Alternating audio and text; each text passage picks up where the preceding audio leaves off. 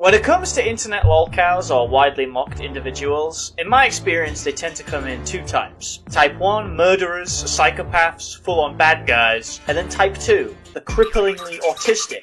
The guy I'm covering today is someone who I can only describe as catastrophically autistic. I don't trust this guy to do anything. Really? Just a Robot is someone I've known of for years but never actually watched a single video of his because every time I tried, his voice is just, it's too autistic for me. But what I do know about Just a Robot is that he's a big name in the art community, which is just the regular commentary community, but it's made up of the autistic, the gay, and the raped. And Just a Robot seems to have built up a reputation within this community by essentially showing up at the end of drama and then taking full credit for clearing someone else's name. Examples of this being defending Pyro, Spocter, and Hopeless Peaches. These situations seem to have given the man something of an ego, and as we all know, there's nothing worse than an autist with an ego. This takes us to the woman in this gripping tale, Cinnebear. Cinnebear is a pedophile who was sending porn to a 14-year-old at 20, depicting Sans Undertale being raped. That skeleton over there needs our help! He is being raped! The guy who initially exposed Cinnebear wrote a 111-page document about the allegation, and for the sake of transparency, I'm not fucking reading that. But it doesn't matter anyway, because Cinnebear just, admitted to it on video. Now, you may be looking at this and think, well, that's very open and shut. That's very cut and dry. You can't send skeletal rape to children. But Just a Robot is not like you or I. He is on the autism spectrum, and as such decided to make a video called The Cinnebear Rabbit Hole, defending this cretin. With such arguments as admitting to child grooming is exactly what an innocent person would do. The first big red flag to me was how quickly Cinny admitted to grooming. When it comes to groomers, they never do that. Cosmodor didn't do that. EDP didn't do that. In fact, there's not one single groomer that I can think of that has ever done that. This guy works off of witch logic. Ironically, he actually brings up witches later on as part of his defense. The thing is, though, Jack is very, very autistic. You can't be saying that. You can't be saying that. You're the most retarded retard I've ever seen. A lot of this stuff is no more inappropriate than things I've seen in animes like Fairy Tail and Naruto. Rookie mistake. Rookie must never bring up anime in regards to child grooming. But what about the inappropriate pictures, like her sitting on a pile of sand corpses while hugging Boy? Is hugging porn now or something? There's also pictures of her in Boy and Bunny outfits. Woo, so scandalous. She sent the same not safe for work essaying comic to this minor, and requested this minor to draw even more corn of the character of Boy and Nightmare Sans. The absolute worst thing Cindy sent was this picture of Boy fingering her avatar. However, it should be noted that the doc maker was not the one who censored this out. It was actually Cinny herself. When I first saw this, I thought, yeah, Cinny's guilty. But when I found out that she censored the worst parts of this comic herself, it made her look far less guilty than I was previously led to believe. Okay, there's a lot to unpack here. Firstly, he acts really fucking smug, and he's like, oh, this is actually just softcore porn. Oh, it's just two people hugging, is that porn? Oh, how scandalous. Also, she sent this comic of Nightmare Sans raping a boy. And then secondly, he tries to argue that fucking, censoring it out, if the pedophile censors it, it's cool. What the fuck are you talking about? If EDP sent that, 14-year-old a censored, blurred picture of his cock, do you think that's, cool? You know, that's fine? The guy also did an interview with this Guna cretin, and I actually think it may be one of the greatest audio calls I've ever heard in my life. This interview starts very strong. The autism is on full display. Just a Robot begins by placing himself into a hypothetical grooming scenario, and explains his process for if he was grooming a child. He then asks if Cinny is a lesbian. She answers she had a girlfriend at 16, to which Just a Robot answers with, have you ever dated a woman? When I was 14. Of course you did. What do you fucking mean, of course? The fuck are you talking about? But this call doesn't slow down for a second, because then he hits you with, Hooking up with my girlfriend when I was 16, because I realized I didn't love her like that, because I realized I don't like women like that. You were just a bit bi-curious, right? Yeah. Yeah, that makes sense. Once I kissed an Italian guy, but that's not important right now. I got... Why are you telling this to an alleged pedophile? He then proceeds to call his black roommate in so he can explain to this pedophile how he and his black roommate are routinely feeling up each other's asses and engaging in gay loving, despite being totally straight. Professor Dreadlock! Get in here, Professor Dreadlock, I need you for something! What? Me and Professor Dreadlock, we're best buddies, and we're romantic with each other. We slap each other on the ass every now and then, we spook each other, we don't poke each other in the crotch, but, we do pretty much everything else. We might suck on each other's nipples a little bit, but I don't touch his dick, I ain't gay. You alright, white boy? He says, as he plunges his entire fist into Just a Robot's asshole. This ain't gay, right? Nah, man, nah. He left before I even came home from work. Like, I came home from work and he was just gone. And then sorry, what? It's funny to hear a woman say that for once. This guy's so fucked up, he's got the child groomer feeling uncomfortable. You better thank your vagina. If you had a pee-pee, you would be, oh man, it would not be good for you if you had a pee-pee. Aw, man. Aw, man. She's like looking at the fucking door. Aw, man. I'm gonna give you some advice, okay?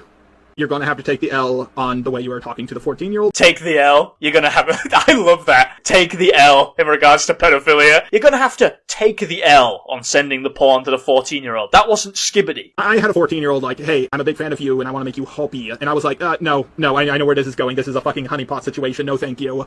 The 14-year-old honeypot? It's like a fucking police sting. He goes into a Discord and there's a 14-year-old in there. What the fuck are they? Sees an unmarked van outside of his house. I'll say what it is, as long as it's like not gonna make you uncomfortable. Just like I said in the chat that like I can't masturbate. Cinebear shares deeply traumatic personal information. Just a robot. This guy's dangerous. Do you know about the DC comic Tower of Babel? I don't. Batman's computer gets hacked by, I believe, Ra's al Ghul, and basically Batman on his computer had a file called Tower of Babel. He's explaining the Tower of Babel lore to an alleged pedophile he's interviewing. Imagine EDP's in the call. So here's the thing, EDP. In the 1970s, William Afton and Henry Emily opened a restaurant named Fredbear's Family. William was secretly a serial killer, using the Spring Bonnie costume to lure, abduct, and murder children. Researching the paranormal, haunted metal known as Remnant, which he created from the murder of 1983. William's younger son also died in an accident at the fault of his eldest, Michael, called the Funtime Robots. Now separated from Elizabeth, herself, and William, he also made a robot that captured child. Entertainment was supposedly closed for good. Yeah, I have that, but for ArtCC people. I have one on Ponder, I have one on Oranges, I have one on everyone. Spooky. The thing about me, alleged child groomer, is I'm kind of like Batman, but for like the arts community members. I'm sort of like the Iron Man of the autism community. I can tell you're autistic. I know, it's fucking obvious. This is why I can't get exposed, because, I can't go into the real world. I can't go into the real world. I can't go into the real world. Just a robot! We're sending you into the real world! No. I'm at the pool, just relaxing. 16-year-old girl shows up in her bikini. I realize I have to get the fuck out of there right now because, like, I'm not going to be paying attention. I'm going to daydream. I'm going to look in her general direction, and then suddenly a situation is going to happen. So I realize, like, whenever I see a 16-year-old girl in a bikini while I'm at the pool, I'm like, well, time to go home. Hey, whoa, hey. A situation is going to occur? Is this one of those honeypot situations? And by situation, I mean my dick in my pants. Something has happened here. A situation has occurred. He sees the 16-year-old in the bikini, his first instinct, I've got to get home. I've got to get out of here. He's like stumbling out the fucking pool. Bear in mind that this interview was in the video. He was that confident. So confident that he sent the entire video to Chud Logic to review live on stream. Because for some reason he thought like he'd be on his side. But hey, that's autism for you. Most of this stream is just a grown man being sexually assaulted by other men. But some major points of note are when he admits that he is in love with Cinebear. I have no sexual interest in Cine at all. But you okay, actually, let's say that... Go on. No, actually, I want to take... No. Maybe I do have sexual interest in Cine. I mean, I'm a straight guy, come on. So I'm going to walk back on that, but... And this section, right here. However, all right, Mr. Robot, I hold all the keys, I hold all the cards, and I have another thing to put to you. Now, before I do that, is there anything that you wish to admit to me before I do this? I'm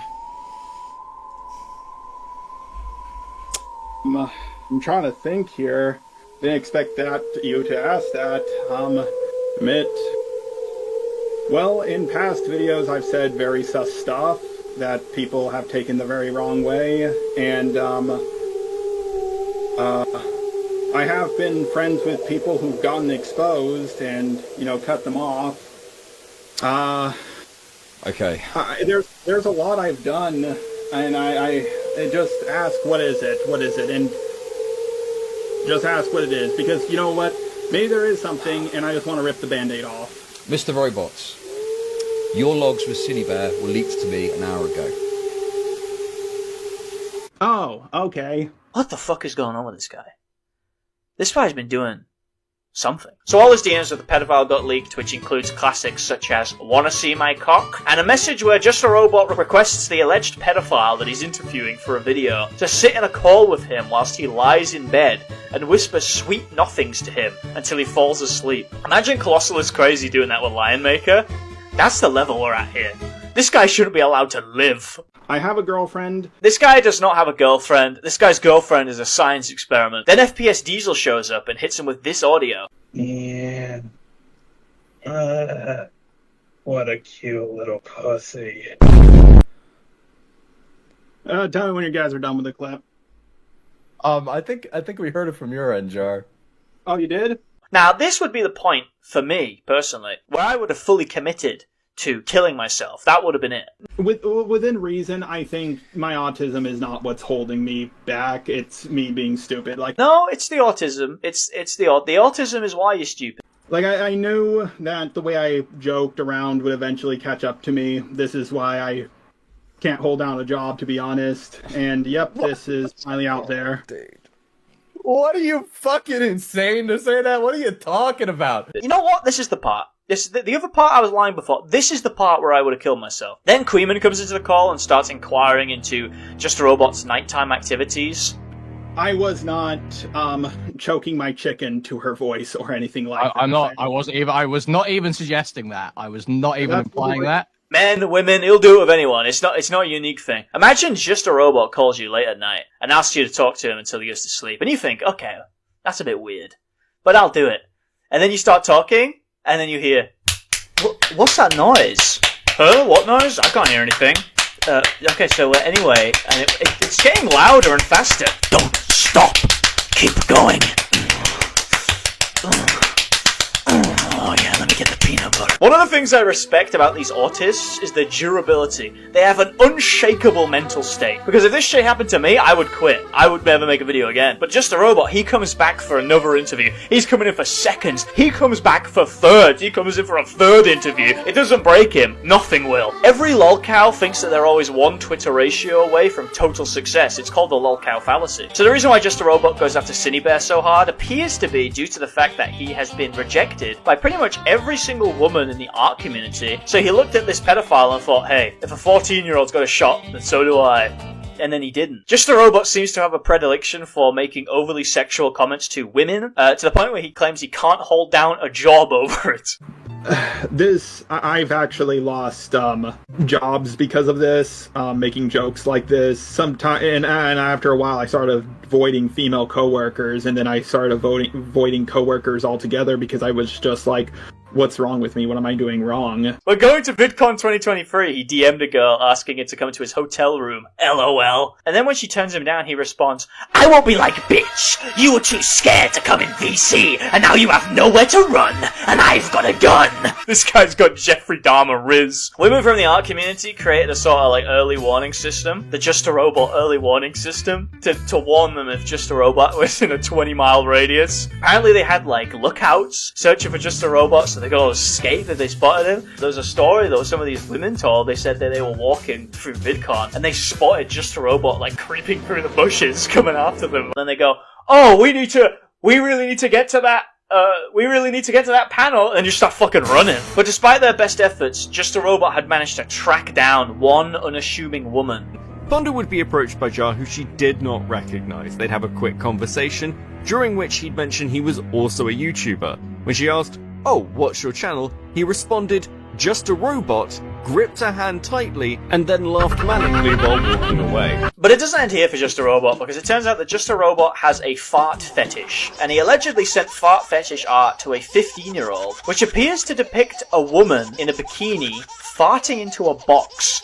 which contains a black man who appears to be suffering within the fart fumes. He also asked the same person at 17 years old to draw him porn art of his robotic character raping Jaden Animations. After learning they were 17 years old, Just a Robot apologized and amended his request from a crass picture of him raping Jaden Animations to a more classy image of Jaden Animations simply lifting up her shirt to show off her big fat tits. But it wasn't just a robot who was lusting after Cinebear. Another guy in the art community was also after her predussy, called Kumo. He was defending her and shooting his shot whilst also apparently having a girlfriend, by the way. Cinebear is just that worth it. Yes, I know, she's a pedophile, but have you seen her? Damn, hold up. So Kumo defends Cinebear in a live stream in which he plays Jujutsu Kaisen Cursed Clash in 20 FPS, and people say my streams are bad, right? So Kumo has two arguments, first one being that this is girls' locker room talk. Admittedly, I don't know how he knows what's going on in a high school girls' locker room. The second defense is that the 14-year-old was being mind-controlled into receiving pornography from Cinebear. Admittedly, interesting theory there. His love of Cinebear ran so deep that he started copyright-striking videos that were covering their relationship. However, Kumo eventually turned on Cinebear once he realized that she was going behind his back and having nighttime sleep calls with Just a Robot. This threw Kumo into such a rage that he deleted his YouTube channel, Twitter account, and confronted Cinebear in a call. This guy who you clearly knew was hitting on you because I'm so fucking stupid for giving you the benefit of the doubt. How come you gave us anecdotes? Make it perfectly clear that you were aware he was making passes at you. I didn't think it was at the time. At the time, I thought he was just being, weird. Did you actually stay on the phone with him while he went to sleep? I was being a friend. I thought he was trying to be a friend to me. Did you guys goon together at all? No, what the fuck? You were supposed to be my pedo girlfriend, not his! How could you do this to me? You were calling him, weren't you? You were doing the sleep calls with Just a Robot. Don't lie to me! You were gooning with him, weren't you? I bet he was raping you, wasn't he, you whore? You were letting him rape, weren't you? You never let me rape. No matter how much I begged, you never let me rape.